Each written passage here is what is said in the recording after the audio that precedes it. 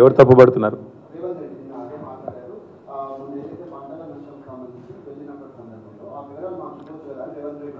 అదే ఇప్పుడు next time ఏం చేస్తామంటే బ్రదర్, మేము ఎవరు ఎక్కడెక్కడ ఆత్మహత్య చేసుకోబోతున్నారో ముందే మేము మా దివ్య దృష్టితో కనుక్కొని రేవంత్ రెడ్డి గారికి చెప్తాము. నెక్స్ట్ పంటలు ఎక్కడెక్కడ ఎండిపోబోతున్నాయో మా దివ్య దృష్టితో మేమే చూసుకొని మేమే చెప్తాము. ఆ తర్వాత రాష్ట్రంలో ఎక్కడెక్కడ ఎలాంటి ఉపద్రవాలు రాబోతున్నాయో దివ్య దృష్టితో మేమే చూసి మేము ఆయనకు చెప్తాము. మరి ఆయన ఎందుకున్నాడు? ఇంకా ఆయన ఎందుకు ముఖ్యమంత్రిగా? ఆయనకి ఇంత అధికార యంత్రాంగం ఎందుకు? 7 లక్షల ఉద్యోగులు ఎందుకు ఆయన కింద పనిచేసేది? ఇంత పెద్ద ప్రభుత్వం ఎందుకు? నేనేమంటున్నా అంటే అన్ని పనులు మేము చేసినాక ఆయన ఎందుకు అసలు? అయినా కూడా ఇంకోటి కూడా నా దగ్గర లిస్ట్ కూడా ఉంది, పంపిస్తాను.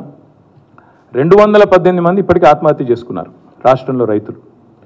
నేను అడిగారు కదా, ఆయన 48 గంటల సమయం ఇస్తున్నారు కదా, ఇప్పుడు దీని తర్వాత పంపిస్తున్నా ఆయనకి, రేవంత్ రెడ్డి గారికి మేము డిమాండ్ చేస్తున్నాం.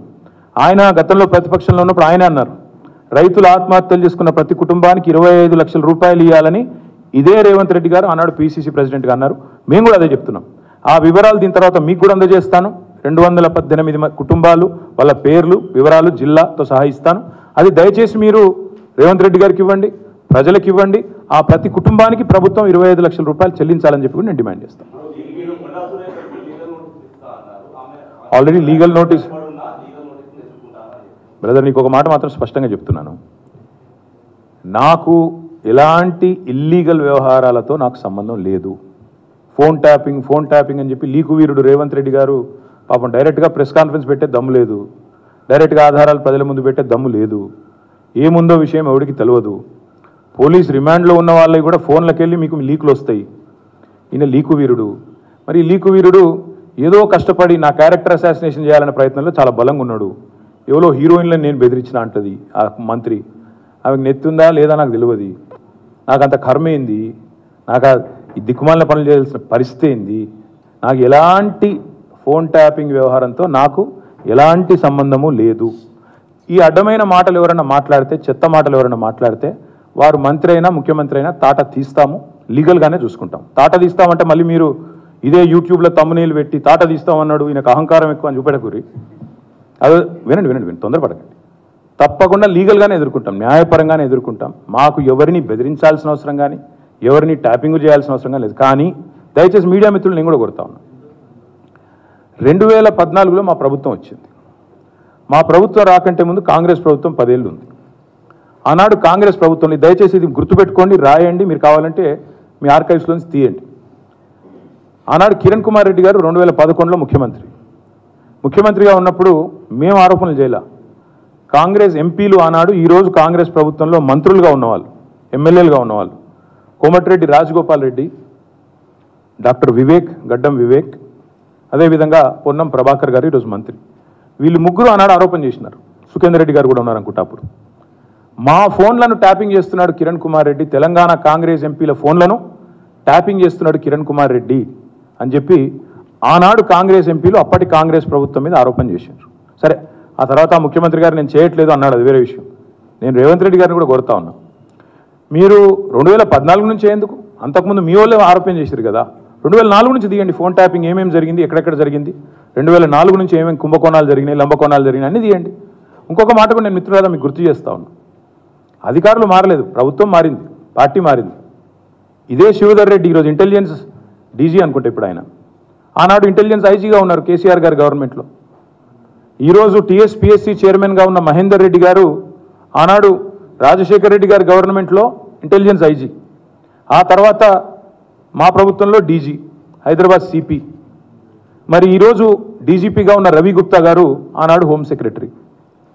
వీరందరూ కూడా మరి ఈరోజు మా మీద చేసే ఆరోపణలు కానీ, ఇష్టం వచ్చినట్టు ఇచ్చే లీకులు కానీ, మాట్లాడుతున్న మాటలు కానీ, ఆ రోజు అధికారుల ప్రమేయం నిజంగానే జరిగింది అనుకుంటే ఒక్క నిమిషం, ఈ అధికారులకు ఎవరికి తెలియదా? వారెవరు బాధ్యులు కాదు, ఒక కేసీఆర్ గారు మాత్రమే బాధ్యుడు అనే లైన్లో ఇవాళ ఏదైతే లీకులు ఇస్తున్నారో లీకు వీరుడు, నేను అడుగుతా ఉన్నా. మరి మహేందర్ రెడ్డి గారు, శివధర్ రెడ్డి గారు, రవి గుప్తా గారు, ఇంకా చాలామంది ఉన్నారు, సజ్జనార్ గారు ఆనాడు ఎస్ఐబి చీఫ్, వీళ్ళందరూ ఉన్నారు. మరి అధికారులే మారలేదు కదా. ఫోన్ ట్యాపింగ్ నేను డిమాండ్ చేస్తున్నా ఈ ప్రభుత్వాన్ని, మీకు చిత్తశుద్ధి ఉంటే 2004 వెళ్ళి మొదలుపెట్టు, ఏమేమి ట్యాపింగ్లు జరిగినాయి. నేను నా ఆరోపణ కాదు కదా. ఈరోజు నీ ప్రభుత్వంలో నీ పక్కన కూర్చున్న పొన్నం ప్రభాకర్ గారే ఆ రోజు ఆరోపణ చేసిండ్రు. ఏమని? ఆనాడు కిరణ్ కుమార్ రెడ్డి ప్రభుత్వం నా ఫోన్ ట్యాపింగ్ చేస్తుంది. మరి అది వాస్తవమా కాదా? బయటికి విచారణ గ్యాంబిట్ పెంచు. ఆనాడు అధికారులందరినీ పిలిపి, రిటైర్డ్ ఉన్న వాళ్ళందరినీ పిలిపి, నీ కాంగ్రెస్ ప్రభుత్వం ఫోన్ ట్యాపింగ్ చేసిందా లేదా చూద్దాం. ఇంకోటి బ్రదర్, మీరు మర్చిపోయినట్టున్నారు, నేను మర్చిపోలేదు. నాకే ఐఫోన్ వాళ్ళు, యాపిల్ వాళ్ళు మెసేజ్ పంపినారు, నీ ఫోన్ సర్వేలెన్స్లో ఉంది అంటే. నేను దాని స్క్రీన్ షాట్ కూడా మీరు చూసుకోండి కావాలంటే, ట్విట్టర్లో అప్పుడే పెట్టినా. నా ఒక్కడికే రాలేదు, అసదుద్దీన్ ఓవైసీకి వచ్చింది, ఇంకా కొంతమంది మిత్రులకు ఇక్కడ తెలంగాణలో కూడా, మీ ఫోన్లు సర్వేలెన్స్లో ఉన్నాయి, జాగ్రత్త, మీ ఫోను హ్యాక్ అయింది అని నాకు 2022లోనో 2023లోనో వస్తే నేను బయట కూడా పెట్టినది. కాబట్టి ఎవరు ఫోన్లు ట్యాప్ అయినాయి, ఎవరు చేసిండ్రు, ఇవన్నీ కూడా నాకేం భయం లేదు. మేము చాలా స్పష్టంగా ఉన్నాం, చాలా క్లారిటీతో ఉన్నాం.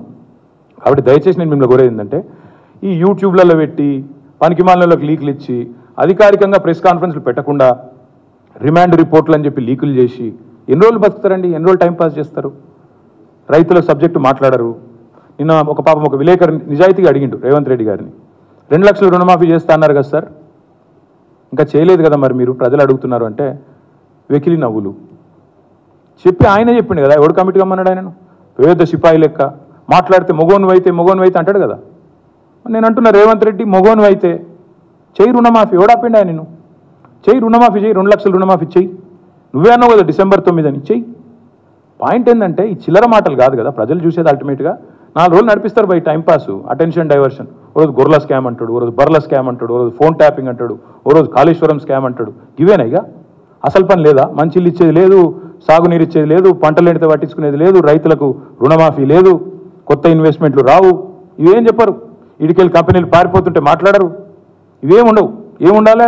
మమ్మల్ని అందరినీ రాష్ట్ర ప్రజలను పిచ్చోళ్ళని చేసి వీళ్ళు పోతురట, వాళ్ళు పోతురట, వీళ్ళు జంపట, వాళ్ళు జంపట, వాళ్ళు చెప్పుడు మీరు రాసుడు. బాగుందా? నేను చెప్పలేదు బ్రదర్, మమతా బెనర్జీ గారు చెప్పారు, ఆమెను అడగండి, నేను అనలేదు. అది కేవలం ఇండియా అలయన్స్లో పార్ట్నర్గా ఉన్న మమతా బెనర్జీ గారు చెప్పిన మాట. కాంగ్రెస్ పార్టీ 40 సీట్లు దాటదని నేను అనట్లేదు. మమతా బెనర్జీ గారు వారి పార్ట్నర్, ఆమె చెప్పింది నేను చెప్పాను.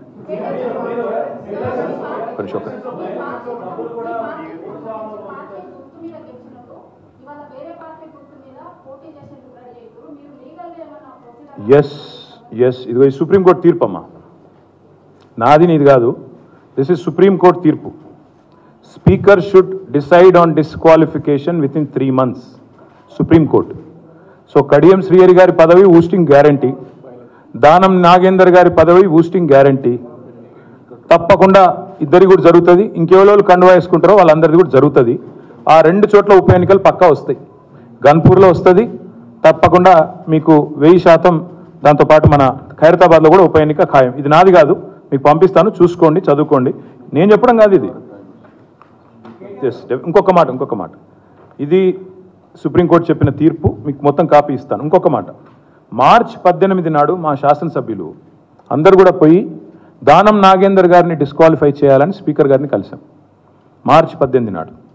తర్వాత మళ్ళీ మొన్న ఒక 4-5 రోజుల కిందట పోయి అసెంబ్లీ సెక్రటరీ గారిని కూడా కలిసి, అసెంబ్లీ సెక్రటరీ లేక తప్పించుకుంటే ఆయన పాపం రూమ్లో దాక్కుంటే జాయింట్ సెక్రటరీకి ఆ కాగితం ఇచ్చి రిజిస్టర్ పోస్ట్ వేసి మొత్తానికి స్పీకర్ గారికి మళ్ళీ గుర్తు చేశాం. ఏమని? Automatic disqualification. ఎందుకంటే ఒక పార్టీలో గెలిచి ఇంకో పార్టీ అభ్యర్థి అయింది దానం నాగేందర్, కాబట్టి ఆటోమేటిక్ డిస్క్వాలిఫికేషన్ ప్రెసిడెంట్ ఉంది. ఇదివరకు భూపతి రెడ్డి అని ఒక ఎమ్మెల్సీ ఉండేది నిజామాబాద్లో, ఆయన ఇట్లే కాంగ్రెస్ అభ్యర్థిగా పోటీ చేయగానే ఆటోమేటిక్గా బీఫామ్ తీసుకోగానే డిస్క్వాలిఫై చేసిండ్రు. తర్వాత కోర్టుకు పోతే కోర్టు కూడా అవును ఇది కరెక్ట్ అని చెప్పింది. అందుకే మేము స్పీకర్ గారికి మనం పంపించినాం, మీరు వెంటనే చేయండి అని.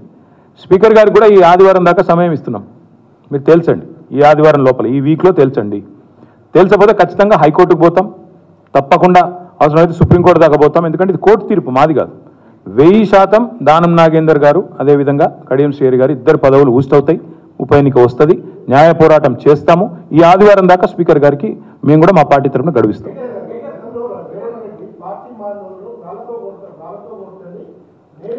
నిన్న మందకృష్ణ గారు చాలా బాగా అడిగారండి, వారికి నా అభినందనలు. మందకృష్ణ గారికి నా అభినందనలు, చాలా బాగా అడిగిండు. ఏమన్నాడు? రేవంత్ రెడ్డి గారు మీరే చెప్పారు కదా పార్టీ మారిన వాళ్ళను మరి రాజీనామా చేయకుండా పార్టీ మారితే రాళ్లతో కొట్టండి అని.